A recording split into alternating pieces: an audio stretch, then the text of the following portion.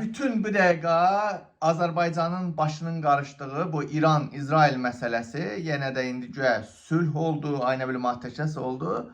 Amma bu vəziyyət ümumiyyətlə ən çox kimə sərf elədi? Bu vəziyyət, bu İran-İsrail münaqişəsi ən çox İlham Əliyevə sərf eləyir. Baxın, sosial şəbəkələrdə müxalif camiyyəsi. Heç baxın, görün, əvvəlki kimi İlham Əliyev hakimiyyətindən, onun polislərindən heç bu qədər danışan var mı? Ölkədə bu qədər növbəti bir faciə baş verir. Bilirsinizmi Azərbaycan xalqı nə faciə baş verir? Siyasətə qarışmayan Azərbaycan xalqı. Gəlin mən sizə deyim. Goranboyda 16 yaşlı məktəblinin meyidi tapılıb. Bəli. Goranboyda dostlar 16 yaşlı məktəblinin meyidi tapılıb. Mən sizə deyim. Demək, Goranboyda dostlar hadisə rayonun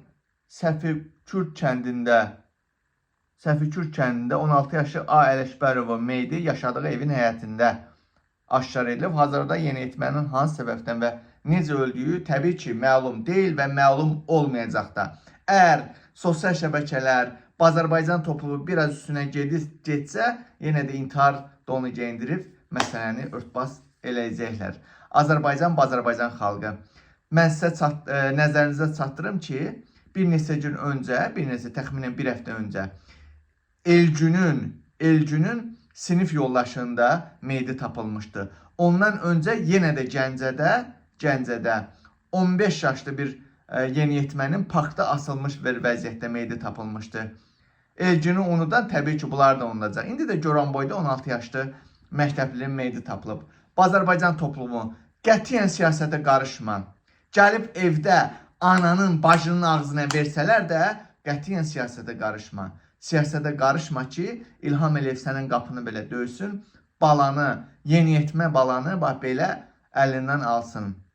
Orqan mafiyası. İlham Əliyev bilirsiniz ki, İsraildən orqan mafiyası illərdəndir. Əskərlərimizin orqanları, əskərlərimiz qəsdən öldürülür. Qəsdən öz tərəfimizdə, erməni yox, öz tərəfimizdən. Hansı ki, ordunun daxilində müəyyən zabit gizli heyəti var. İl ərzində, ay ərzində müəyyən limit qoyurlar. Əskər ölməlidir, arxadan heç kim bilmədən onun orqanları çıxarılmalıdır, aparıb İsrailə satılmalıdır. İlini isə nazirlərə, məmurlara vurulmalıdır. Azərbaycan xalqı. Deyim ki, yəni bəlkə də bir özünüzə gələsiniz də. Yəni Azərbaycan ordusunda faktiki belə hadisələr baş verir. Və indi bu 16 yaşlı bu Gədəbəydə, Goranboyda uşağı da Allah bilir, öldürüblər, orqanlarını çıxarıb, aparıb satıblar. Siyasətə qarışma Azərbaycan xalqı, siyasətə qarışmayın. Siyasətə qarışsa gedin İran-İsrail savaşına. Orada ondan danışın. İlham Əliyev rejimi ölkədə belə artıq bizim gənclər nədir? Yeniyetmələr artıq yeniyetmə ovuna çıxıblar. Artıq yeniyetmələrimizi ovluyurlar.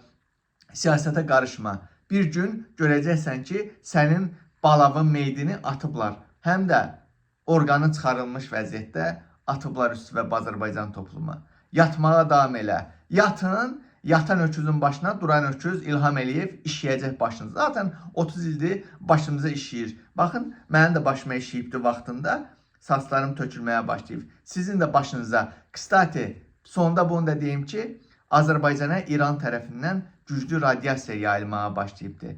Savadsız xalqlar da biləcək radiasiya nədir, necə yayılır. Dünən birindən danışıram, deyirəm radiasiya deyir, radiasiya nədir? Bəs deyir, mən iyi zat hiss eləmirəm axı. Bədbaxt bilmir ki, radiasiya nə iyisi olur, nə qoxusu olur, nə dadı olur. Radiasiya insan daxili orqanlarına sızır. Bir də baxırsan ki, başı qoydun, yatdın. İran tərəfdən Azərbaycana radiasiya. Azərbaycan xalqı, qarışmayın siyasətə. Gedin kölə kimi işləyin, eşşək kimi 15 saat işləyin. Qətiyyən maraqlanmayın, mütaliə eləməyin. Bədbaxt xalqdır da. İlham Əliyevin qoyun sürüləri. İlhamə eləməyə davam eləyin siz. Davam eləyin. Balalarınızı belə bugün Goranboyda, dünən Gəncədə, sabah Allah bilir hansı rayonda. Yaxşı olacaq.